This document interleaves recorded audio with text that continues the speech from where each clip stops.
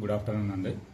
నిన్న మాకు Rayadurgam police station నుంచి ఒక 0 ఎఫ్ఐఆర్ రావడం జరిగింది.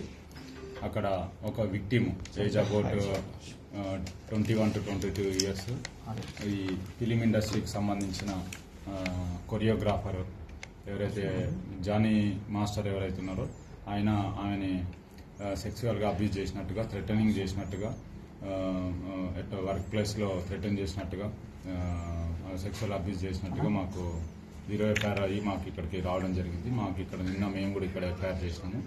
దాంట్లో ఇన్వెస్టిగేషన్ చేస్తున్నాము. యాజ్ పర్ ఇన్వెస్టిగేషన్ వచ్చిన ఎవిడెన్స్ని బట్టి ఫర్దర్గా ప్రొసీడ్ అవుతాము. దీంట్లో విక్టిమ్ ఎవరైతే ఉన్నారో విక్టిమ్ ఎగ్జామిన్ చేయాల్సి ఉంది, ఎవిడెన్స్ కలెక్ట్ చేయాల్సి ఉంది. As per evidence, collected evidence further investigation proceed అవుతాము. అదే వర్క్ ప్లేస్లో సెక్సువల్ అబ్యూజ్ చేసినట్టుగా, తర్వాత థ్రెటన్ చేసినట్టుగా కంప్లైంట్ ఇవ్వడం జరిగింది. దాన్ని బేస్ చేసుకొని మేము ఇన్వెస్టిగేషన్ చేస్తాం. మీరు సంప్రదించే ప్రయత్నం చేస్తారా అటు జానీ మాస్టర్ కానీ లేకపోతే యువతి స్టేట్మెంట్ ఏమైనా రికార్డ్ చేస్తాం? అది ఇన్వెస్టిగేషన్లో భాగంగా చేస్తాం. ముందుగా ఎవిడెన్స్ కలెక్ట్ చేసుకొని ఆ ఎవిడెన్స్ బేస్ చేసుకొని ఏముందో ఫర్దర్గా ప్రొసీడ్ అవుతాం. జానీ మాస్టర్ని కాంటాక్ట్ చేసే ప్రయత్నం లేదు. ముందు మేము ఒక ఎవిడెన్స్ కావాలి కదా, విక్టిమ్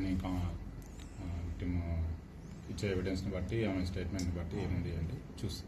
వచ్చిందా సార్ ఇక్కడ? Thank you. విక్టిమ్ అందుబాటులోకి వచ్చినారు.